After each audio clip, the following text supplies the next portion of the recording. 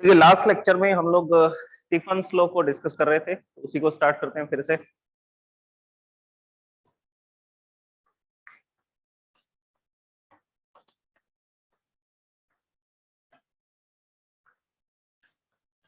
Stephen's law, देखिए Stephen's law में सबसे पहले डेफिनेशन देखिए क्या होगी इसकी, फिर इसके फॉर्मूलाज के बारे में डिस्कशन करते हैं।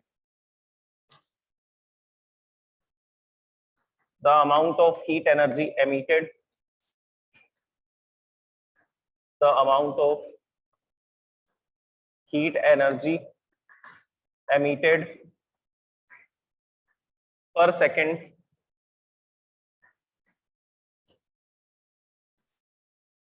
by per unit area of a perfectly black body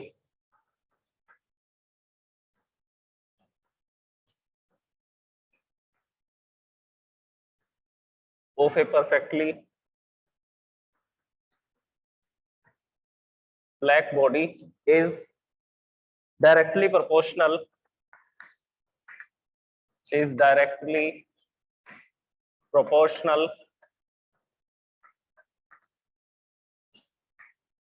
to the fourth power of the absolute temperature, is directly proportional to the fourth power of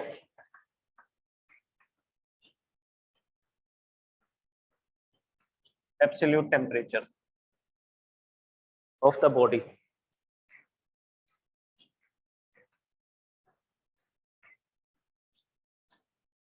So this is the Stephen's law.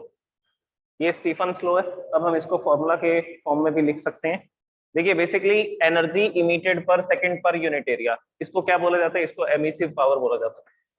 तो emissive power हमने study किया था last lectures के अंदर। Emissive power को ई से लिखते हैं and this is the energy emitted per unit time by per unit area, इसको एमिसिव पावर बोलते हैं। तो बेसिकली इस स्टेटमेंट के अंदर यही तो लिखा हुआ है, amount of heat energy emitted per second per unit area. तो किसकी बात की जा रही है? एमिसिव पावर की बात की जा रही है। और कौन सी बॉडी की? तो आंसर है परफेक्टली ब्लैक बॉडी की। तो परफेक्टली ब्लैक बॉडी कितना एमिशन करेगी पर सेकंड, कितना एमिशन करेगी पर यूनिट एरिया से? ये डिपेंड करता है उसके fourth power of the temperature पे, टेम्परेचर की फोर्थ पावर पे ये डिपेंड करता है। अब इसके बाद यहाँ पर प्रोपोर्शनेट के सिंबल को हटाएंगे और एक कांस्टेंट आएगा। वो जो कांस्टेंट है उसको स्टीफन्स कांस्टेंट बोला जाता है, जिसको सिग्मा से लिखा जाता है। So this will be the formula, emissive power is equal to Stefan's constant multiply by fourth power of the temperature. तो जितना भी एमिशन होगा वो उसके टेम्परेचर पे डिपेंड करेगा। अगर मान लीजिए हम टेम्परेचर को डबल कर, अगर टेम्परेचर को डबल कर देते हैं तो एमिसिव पावर उसकी 16 टाइम्स इंक्रीज हो जाएगी। फोर्थ पावर का यही मतलब होगा। अगर हम टेम्परेचर को डबल करेंगे तो उसकी जो एमिसिव पावर होगी ब्लैक बॉडी की वो 16 टाइम्स क्या हो जाएगी? इंक्रीज हो जाएगी। अच्छा, ये जो स्टीफन्स कांस्टेंट होता है इसकी कुछ फिक्स्ड वैल्यू होगी, तो यहाँ पे हम लोग लिख देते हैं where sigma is a constant which is called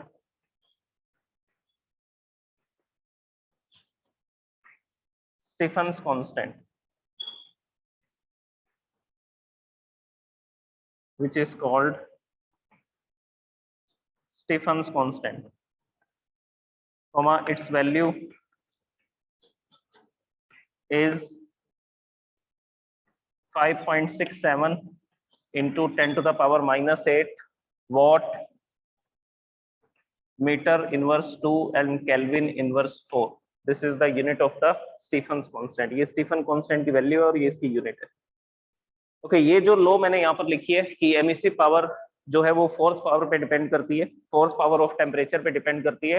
ये बेसिकली स्टीफन ने लिखी थी और बोल्ट्जमैन ने इसको थियोरेटिकली प्रूव करके बताया था। तो इसीलिए इस लो को एक नाम से और भी लिखा जा सकता है, स्टीफन बोल्ट्जमैन लो।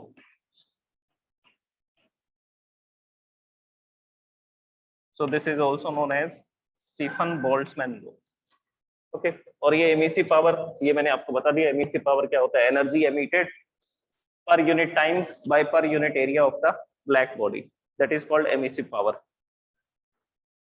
ओके, अब इसके बाद कुछ देखिए, ब्लैक बॉडी जो है अगर उसकी एमिशन पावर अच्छी है तो उसकी एब्जॉर्प्शन पावर भी अच्छी होती है।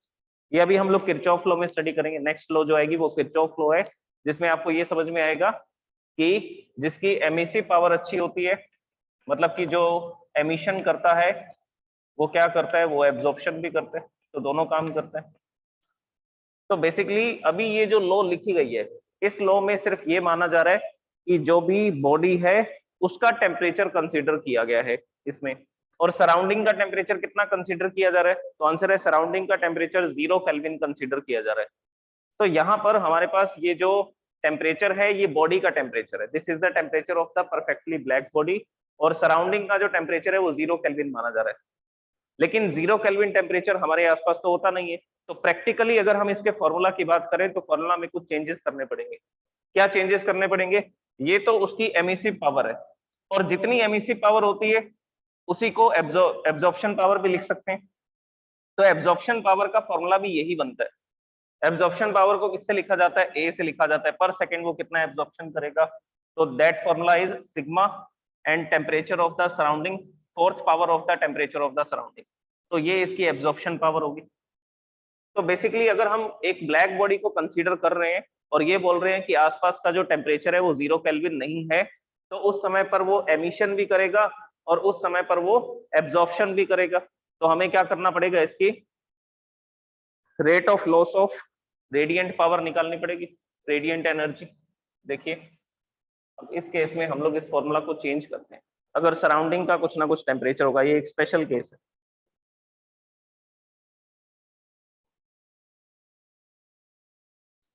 If the black body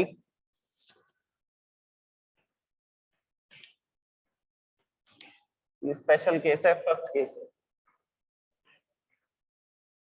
if the perfectly black body at absolute temperature T, absolute temperature मतलब केल्विन में मेजर करता है,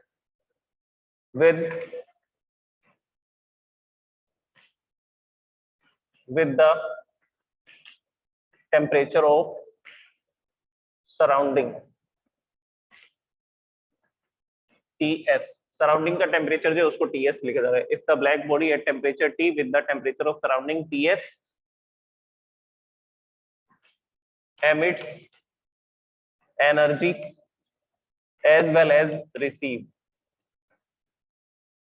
ये एनर्जी एमिट भी करेगा और ये एनर्जी को रिसीव भी करेगा, क्योंकि अगर टेम्परेचर 0 केल्विन नहीं है, जैसे कि हम इस रूम की बात करें तो इस रूम के अंदर सनलाइट आ रही है, ट्यूबलाइट ऑन है, तो यहाँ से क्या आ रही है, एनर्जी आ रही है। तो फॉर एग्जांपल अगर मान लीजिए मैंने यहाँ पर इस रूम के अंदर ब्लैक बॉडी को रखा हुआ है और जिसका टेम्परेचर 2000 केल्विन है, 3000 केल्विन है, तो ये हाई टेम्परेचर पे है, तो ये एमिशन तो करेगा ही करेगा, लेकिन एब्जॉर्प्शन भी तो करेगा।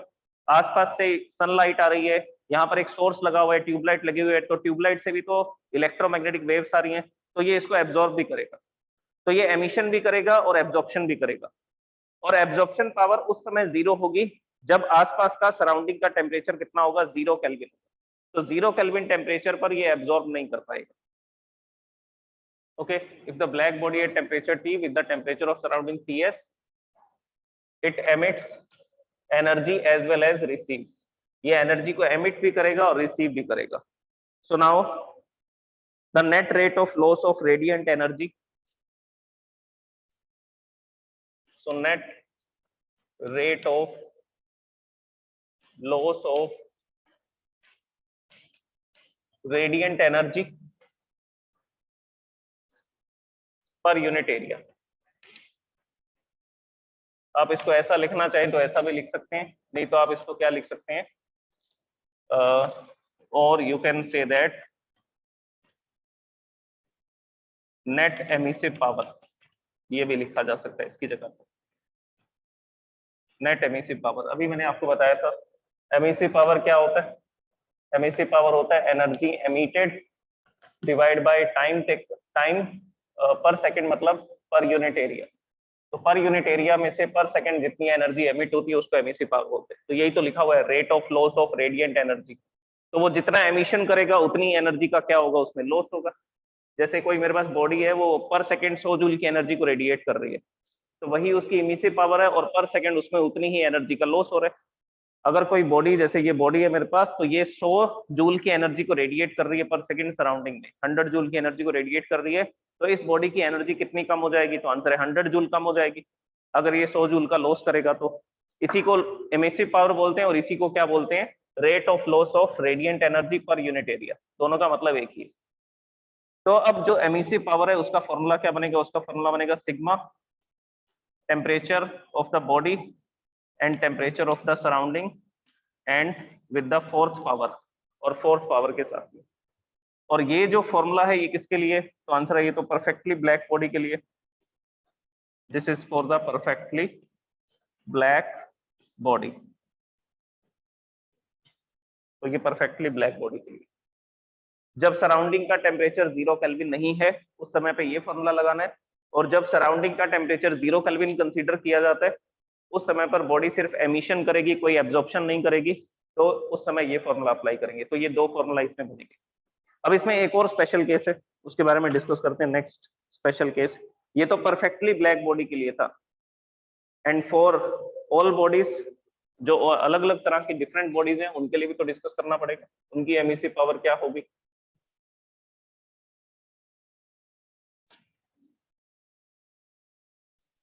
So here we will write second case, second special case is for bodies which are not perfectly black,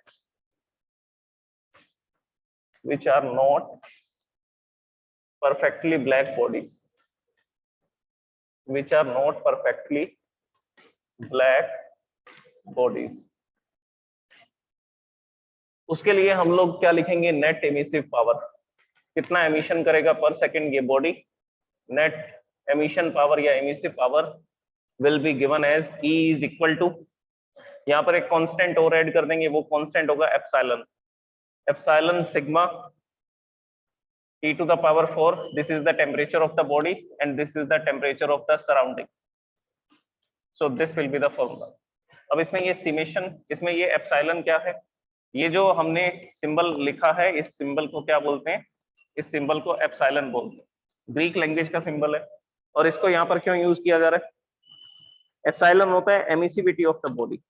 emissivity क्या होता है उसके बारे में सुनिएगा।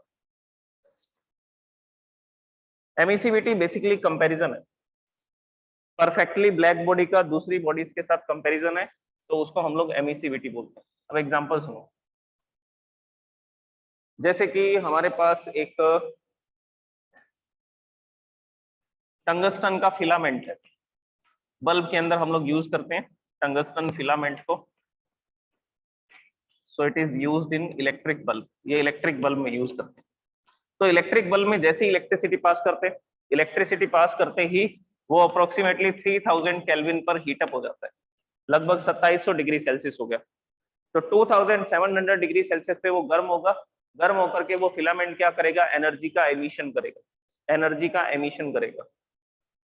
तो बेसिकली अगर मैं एक ब्लैक बॉडी लेता हूं, तो दो डिफरेंट बॉडीज की बात कर रहा हूं मैं। अब देखिए, अगर मैं एक ब्लैक बॉडी लेता हूं, परफेक्टली ब्लैक बॉडी, इसको भी 3000 केल्विन पे गर्म करता हूं।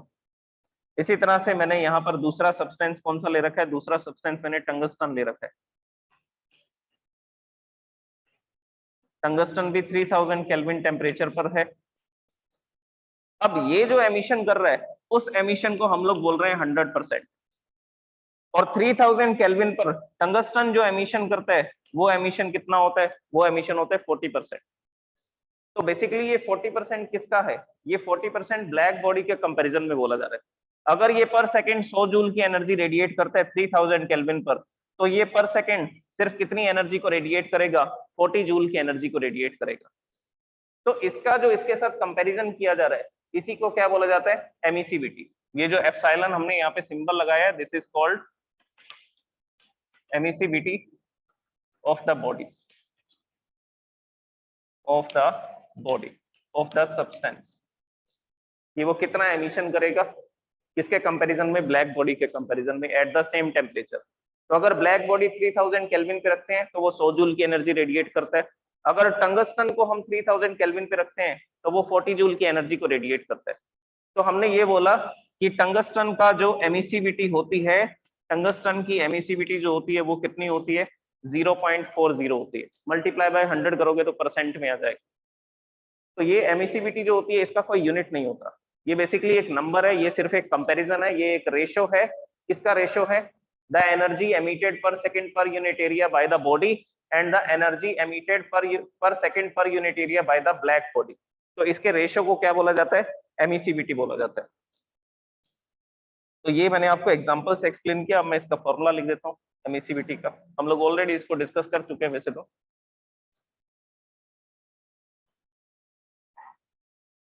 Emissivity epsilon is equal to emission power of the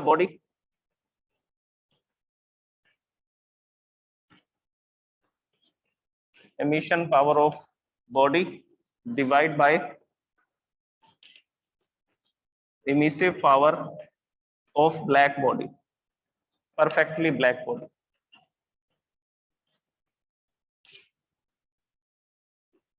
अब ये जो एमिसिव पावर होती है बॉडी की उसको तो स्मॉल ई से लिखते हैं, और emission power of the black body per second कितना रेडिएशन करती है उसको किससे लिखा जाता है? उसको कैपिटल ई से लिखा जाता है। So this is the emissivity.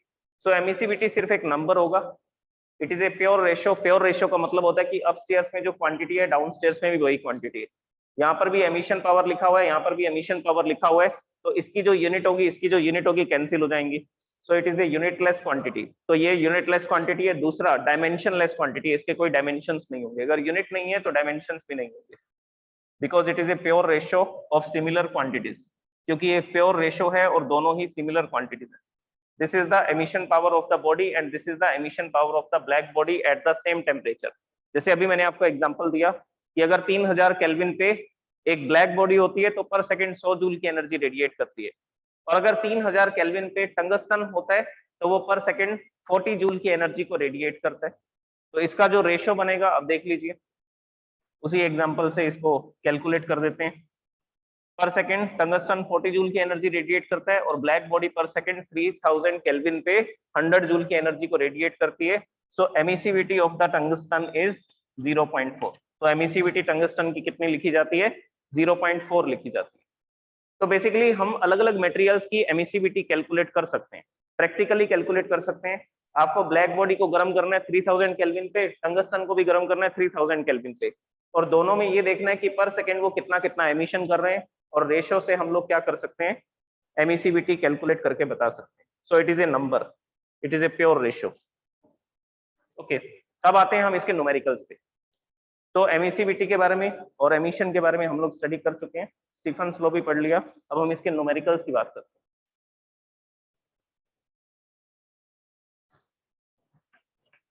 The numerical is how much energy is radiated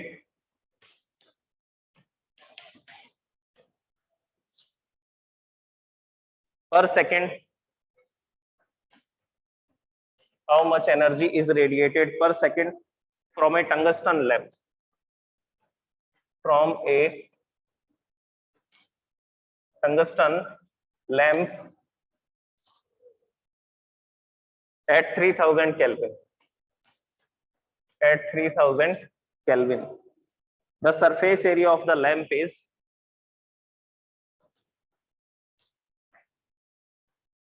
the surface area of the lamp is 0.3 centimetre square. Filament होगा, बिल्कुल छोटा सा फिलामेंट है तो सरफेस एरिया इसीलिए 0.3 सेंटीमीटर स्क्वायर है। And the emissivity of the tungsten and the emissivity of the tungsten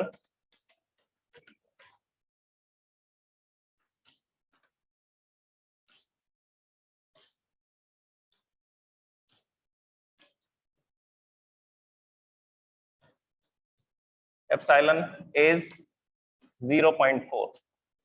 emissivity epsilon कितना दे रखा है? 0.4 दे रखा है टंगस्टन। अब देखो इस क्वेश्चन में आपसे एमिसिव पावर नहीं पूछी गई है, ये कंफ्यूजन सबसे पहले आप दूर कर लीजिए।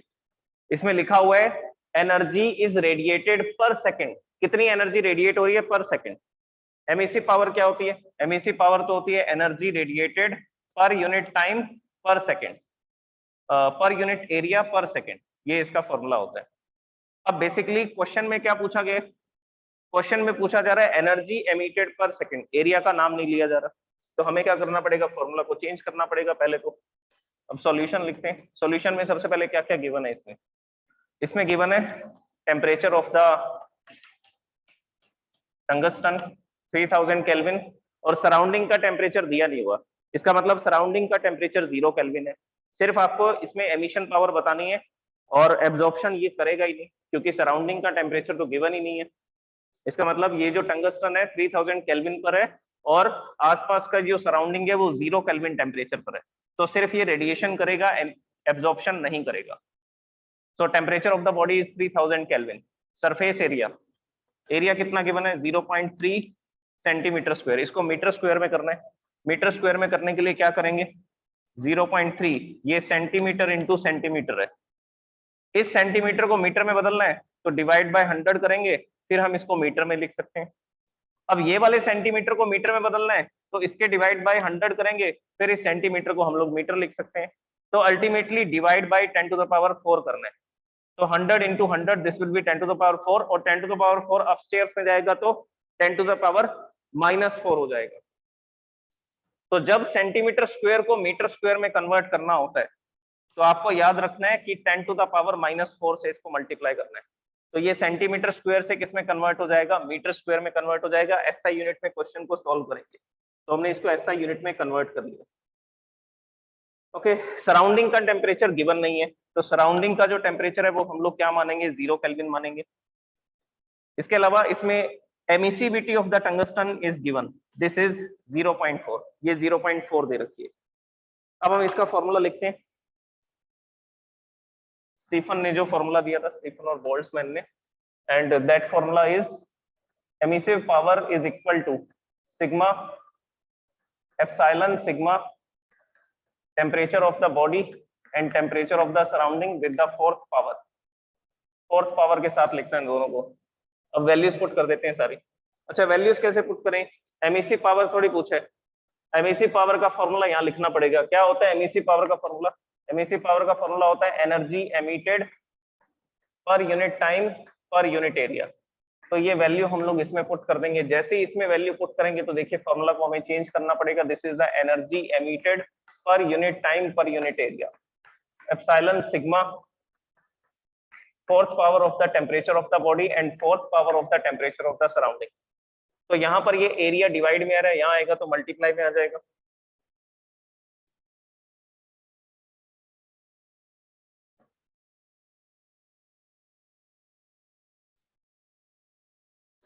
ये एमईसी पावर का फॉर्मूला है, फॉर्मूला पुट किया था हमने, एरिया यहाँ डिवाइड में आ रहा है, इधर इधर आ रहा है तो मल्टीप्लाई में आ जाएगा। तो ये क्या हो जाएगा, energy emitted per unit time, यही तो कैलकुलेट करना है, रेडिएंट एनर्जी पर सेकंड, तो रेडिएंट एनर्जी पर सेकंड, और यहाँ पर आ जाएगा epsilon sigma A T to the power 4 minus T to the power temperature of the surrounding with fourth power, and this is the energy radiated per second.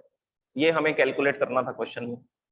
So E upon T is the energy radiated per second. तो energy radiated per second, इसको हम लोग किससे लिख सकते हैं, इसको हम लोग H से भी लिख सकते हैं। So this can also be written as H। तो वैल्यू पुट करते हैं। एप्सिलॉन, एप्सिलॉन की वैल्यू दे रखी है 0.4। Sigma Stefan's constant, Stefan's constant की वैल्यू होती है 5.67 into 10 to the power -8। Area, area is given 0.3 into 10 to the power -4, and temperature of the body and temperature of the surrounding, ये value put करते हैं। Body का temperature है 3000 kelvin और surrounding का टेम्परेचर गिवन नहीं है तो हम उसको 0 केल्विन लिख देंगे। अगर सराउंडिंग का टेम्परेचर नहीं दे रखा तो सीधा सा मतलब ये है कि सराउंडिंग के टेम्परेचर को 0 केल्विन कंसीडर किया जा रहा है, आइडियल कंडीशन कंसीडर की जा रही है। अब इसको मल्टीप्लाई करेंगे, पहले पावर्स को सॉल्व कर लेते हैं। अच्छा, इसकी पावर भी तो 4 करनी है, 3000 टू द पावर 4, टेम्परेचर की फोर्थ पावर लिखनी होती है। अब जो जो नंबर्स हैं उनको एक साथ लिख देते हैं। So this will be 0.4.567 multiply by 0.3 10 to the power -8 and -4, this will be 10 to the power -12 multiply by 3000 का क्यूब करना है, 3000 की फोर्थ पावर करनी है। तो इसमें क्या करेंगे, 3 to the power 4 लिख देंगे, और मल्टीप्लाई में जो 1000 है, ये 1 2 3 जीरोस है ना, तो इसको 1000 बोलेंगे। अब 1000 की पावर 4 करेंगे तो ये कितना हो जाएगा, ये हो जाएगा 10 to the power 12। तो 3000 to the power 4 को हम लोग क्या लिख सकते हैं, 3 to the power 4 and 10 to the power 12। अब ये 10 to the power -12 है, ये 10 to the power +12 है, ये तो कैंसिल हो जाएगा, ये कैंसिल हो जाएगा। तो एनर्जी एमिटेड पर second will be 0.4 into 5.67 into 0.3 into, अब ये 3 to the power 4 है, 3 to the power 4 कितना होगा, 3 इंटू 3 इंटू 3 इंटू 3, 4 टाइम्स इसको मल्टीप्लाई कर देंगे। सो this will B 3 into 3 9, 27, 27 into 3 81। तो 3 to the power 4 की जगह पे लिख देंगे 81। अब इन सबको मल्टीप्लाई करोगे तो आंसर आएगा 55.11 what. So this is the energy emitted पर सेकेंड, 55.11 वॉट। और इसके यूनिट को मैंने वॉट से क्यों लिखा, क्योंकि एनर्जी एमिटेड पर सेकेंड निकालना है। एनर्जी को मेजर करते हैं जूल में और डिवाइड बाय टाइम है, टाइम को मेजर करते हैं सेकंड में। जूल पर सेकंड को हमने क्या नाम दे रखा है, जूल पर सेकंड को हम लोग बोलते हैं what. So this is the 55.11 what, this is the answer. तो टंगस्टन का जो फिलामेंट होता है, जो टंगस्टन का फिलामेंट होता है, जो एक बल्ब के अंदर होता है, वो पर सेकंड कितनी एनर्जी को एमिट करता है, वो पर सेकंड 55 जूल की एनर्जी को एमिट करता है। जैसे ही हम लोग स्विच ऑन करते हैं, स्विच ऑन करते ही इलेक्ट्रिसिटी फ्लो होती है, करंट फ्लो होने की वजह से वो फिलामेंट गर्म होता है इलेक्ट्रॉन्स के कोलिजन के कारण, और वो बल्ब जब गर्म होता है, फिलामेंट जब गर्म होता है तो वो ग्लो करता है, क्योंकि वो क्या करेगा, एमिशन करेगा। जैसे जैसे टेम्परेचर बढ़ेगा वो क्या करेगा, एमिशन करेगा। अभी मैंने आपको बताया कि जो एमिसिव पावर होती है वो फोर्थ पावर ऑफ टेम्परेचर पे डिपेंड करती है। तो टेम्परेचर अगर इंक्रीज होगा तो एमिसिव पावर भी इंक्रीज होगी। तो वो रेडिएशन करता है टंगस्टन का फिलामेंट। और कितना रेडिएशन करता है, पर सेकंड कितनी एनर्जी रेडिएट करता है, तो ये प्रैक्टिकल एग्जांपल है। अब आप टंगस्टन के बल्ब की जगह पर, फिलामेंट की जगह पर ट्यूबलाइट की बात कर लीजिए, तो उसमें हमें क्या करना पड़ेगा, उसमें हमें पहले ये देखना पड़ेगा कि वो ट्यूबलाइट के अंदर जो मटेरियल है वो कितने टेम्परेचर पे गर्म हो रहा है और कितना एरिया उसका, सराउंडिंग का टेम्परेचर चलो 0 केल्विन कंसीडर कर लेंगे, और एमिसिविटी कंसीडर करनी पड़ेगी कि पर सेकेंड वो कितनी एनर्जी रेडिएट करता है। अगर ब्लैक बॉडी उस टेम्परेचर पे होती है तो वो कितना एनर्जी रेडिएशन करती है। तो ये सारी वैल्यूज पुट करके हम लोग एक ट्यूबलाइट पर सेकेंड कितनी एनर्जी रेडिएट करेगी ये भी कैलकुलेट कर सकते हैं। तो किसी भी बॉडी का पर सेकेंड कितना रेडिएशन होगा उसकी ये कैलकुलेशन रहती है, और ये बहुत इंपॉर्टेंट टॉपिक है इस चैप्टर का, क्योंकि कंपटीशन एग्जाम्स के अंदर इसी टाइप के क्वेश्चंस आते हैं कि अगर कोई बॉडी इस टेम्परेचर पे गर्म की जा रही है तो वो कितना रेडिएशन करेगी पर सेकेंड। ओके, तो 3000 केल्विन पे टंगस्टन का फिलामेंट 55 जूल पर सेकेंड की एनर्जी रेडिएट करता है, हर एक सेकेंड में 55 जूल की एनर्जी को रेडिएट कर रहा है रूम के अंदर। इसीलिए बल्ब को ऑन करने पर कमरे का टेम्परेचर, रूम का टेम्परेचर भी इंक्रीज होना शुरू हो जाता है, क्योंकि वो सराउंडिंग में हर सेकेंड 55 जूल की एनर्जी को रेडिएट करता है। So this is the Stefan's law and its example, ये इसका एग्जांपल है, रियल लाइफ एग्जांपल है ये। अब इसके बाद एक किरचॉफ लॉ आएगी। किरचॉफ लॉ के बारे में सुनिए क्या होती है, एक छोटा सा फॉर्मूला है, बस उसको स्टडी कर लेते हैं, फिर ग्रीन हाउस इफेक्ट और न्यूटन्स लॉ ऑफ कूलिंग, दो टॉपिक बचेंगे, इसको इरेज करते हैं।